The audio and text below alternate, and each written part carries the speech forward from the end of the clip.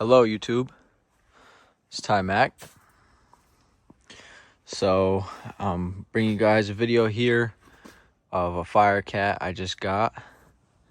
So this is a 2005 F7 and let's get into it. So this is the snopro version of the fire cat. It's got the Fox floats.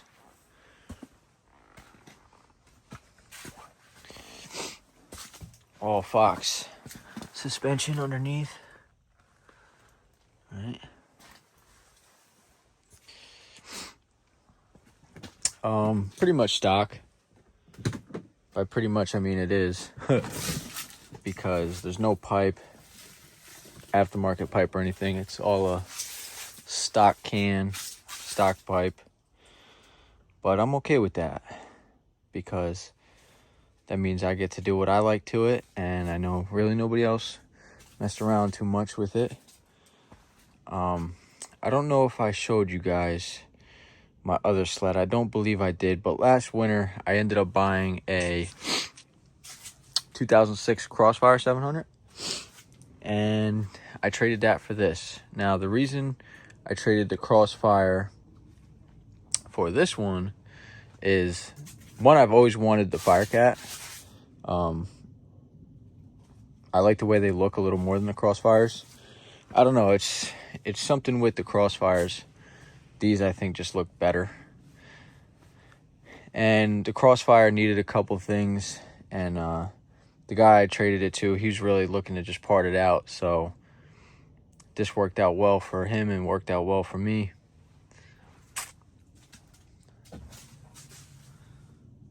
Yeah, so this is it, guys. This is my new toy for the winter. So a couple things to go over. So I want to bring you guys along on this build. It's not really much of a build, but there's some things I got to do. One, I already got another set of handlebars, but somebody put like dirt bike or four-wheeler handlebars on it. Don't like it. Don't like the way it looks. The bars are definitely not meant, like, look at that. You know, that's not comfortable because they're bent up. They're not meant to have snowmobile bars or snowmobile levers on them, because they're not snowmobile bars. So I got the actual set of bars that are meant to be on this sled. They are a higher riser, though. I did go with a taller riser. So I'm going to get that on there. The seat is off because there's a brand new seat cover being put on it right now. All right. Besides those two things, everything else on the sled I don't need to mess with, besides the skis. And what I mean by don't need to mess with is priority stuff. Like, bars are priority, seat is priority, and skis are kind of priority because I want them changed. But the rest of it is just going to be tinkering around, meaning I'm going to pop the plugs, probably throw a fresh set of plugs in there. I'm going to go through the carburetors just because I'd like to know that they're clean and good. I always like to go through something when I get it, just to make sure. Hood is pretty much immaculate on this thing, which is really awesome about it. So we'll shut the hood down here. Love the way these fire cats look. This is a diamond drive, which that's one thing I'm going to be doing. I'm going to be checking the oil on that, making sure that the fluid is good. So hood is down now. All right. And I'll give you guys a start up here in a minute. It's got a pretty decent windshield on it. Like a neon green. It's all right. But the hood is immaculate. Underneath the sled is immaculate. There's no bangs or anything like that. The belly pans are all very nice condition. It's really a solid sled. The track is not the best. It's not terrible. Like, I could ride it. I'm going to ride it this season like it is. You can see on this side there's some lugs ripped off. Decent sized paddles. but there's just spots where lugs are ripped out, and you can see here, like, this is a tear out. Somebody already took the studs out, which is okay. On from what I'm gonna use this sled for, and this is gonna go into my next question on what you guys think. I'd really love your guys' opinion.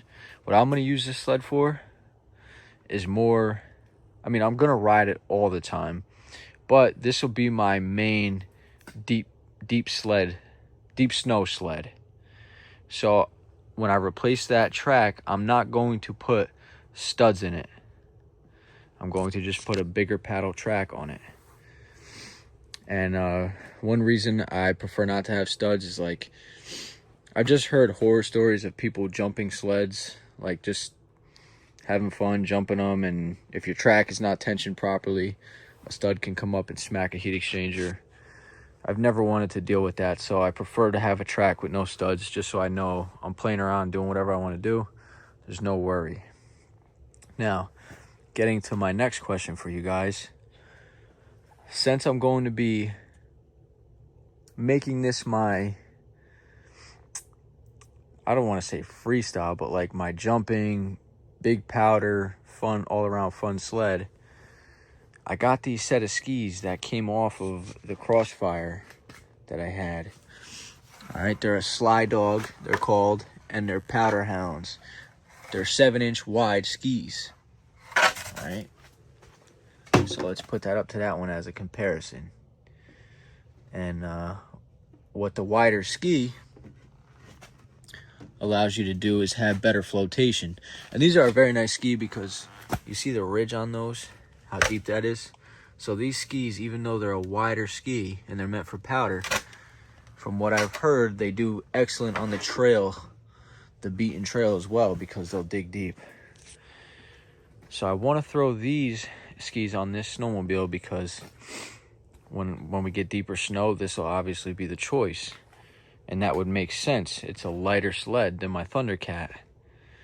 But now here's the other thing. I have the very nice green Arctic Cat skis on the Thundercat that would look great on this sled, right?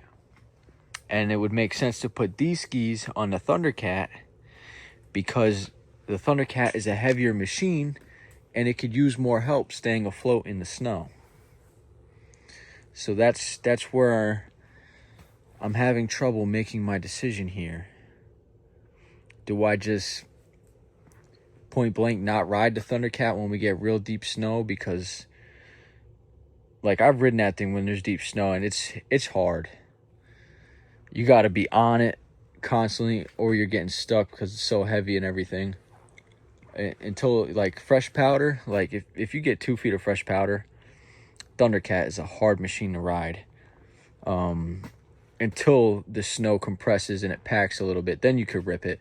But when you get fresh powder, you're really not going too far with that Thundercat. So I'm like, okay, well, these skis will help with that because it'll keep it afloat. But this is my dilemma. Why not put them on this one and then just have this thing do awesome in the powder? So I think that's where I'm going to go. But I'm really looking for your guys' opinion. Let me know what you guys think in the comments. Because like I said, the Arctic Cat green skis would look great on this machine. But then again, I think from what I'm looking to use this machine for, the Sly Dog powder skis would make more sense on this. So yeah, but these are, I think I already said this, but these are a 7-inch wide. So these are a really awesome ski. I've heard good things about them. Can't wait to put them on. But yeah, YouTube, so this is the new Firecat. I can't wait to get out and hopefully, I mean, we already got one snowstorm, guys. I already took this thing out. It's all melted now. It's Tuesday. The snowstorm was Thursday into Friday morning, and it literally dropped a foot. It dropped a foot. So I rode this around for like half the day Friday. And it worked excellent. I mean, that was cool for me because I got to see what I need to do to this thing. And it was also cool because I've always wanted to ride a fire cat. I've never had the chance to own one, and God did open up a door for me to get this thing. So that was super cool. And yeah, guys, let me know what you guys think about the skis. I'll do a quick startup though. Let you guys hear it. I mean, it's nothing special, obviously, because like I said, it is still stock. And besides that, it's still stock. It's not going to sound that great. It's just going to sound like a stock F7, which you guys have probably heard many times. Anybody who's interested in watching this video. I could set up my tripod, but maybe I can just get you guys to lean up on something for a second without having to do that.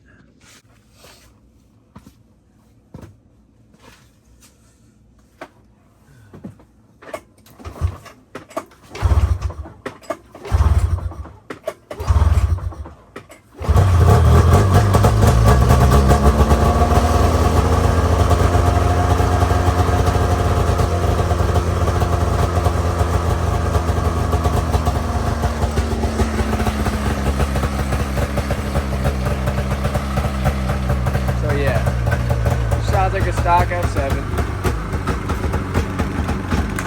Oh yeah, and this is the carbureted one. This is not EFI.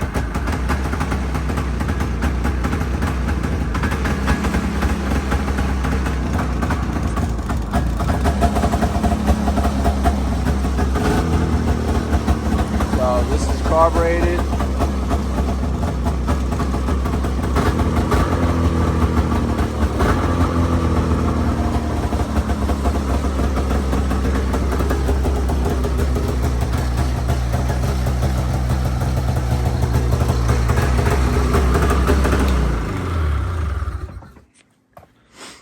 Alright guys, so get back to me on the comments where you think I should put these powder skis, and I'll see you guys in the next video.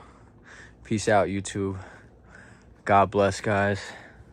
I appreciate everybody who watches my videos, because really I just do this for fun. You know, as a kid I would just always be on YouTube watching videos, and I always enjoyed watching riding videos of dirt bikes, snowmobiles, and stuff. So that's why I make my videos, you know, and hopefully to share Jesus with somebody. You know, God gives us things to enjoy in this life, like snowmobiles and cars and all this thing. You know, all these things. You know, the Bible does say everything good comes from above. So, yeah. And I could honestly say, like, I had somebody comment on one of my videos, and I didn't even respond because I didn't know how to respond. They said something along the lines of, like, how do you afford to do all this? And I'll be honest with you guys, it's all God. The way he brought me up, the way he allows things to flow into my life so I get these opportunities, it's all Jesus, and I give him all the credit for this. So there's the answer. That's how I do it. But I mean, this is part of God's plan for my life in this season. You know, the next chapter of my life, God could say, get rid of all this stuff. And I like to believe that if he did tell me to do that, I would do that, because really what's most important is my relationship with him. You know, so I don't want anybody to think that just because you get Jesus, that you're going to get every single wish you want. That's not how God works. He's not a genie in a bottle. But he does love to bless his children. He does put things in our path to have us enjoy things. Like a verse I'm thinking of, God told his people that he would put them in houses that they didn't labor for, that they didn't build, you know? So being a child of God, one thing the Bible says is that to come to God, first you have to believe that he exists, and second, that you have to believe that he's a rewarder of those who diligently seek him.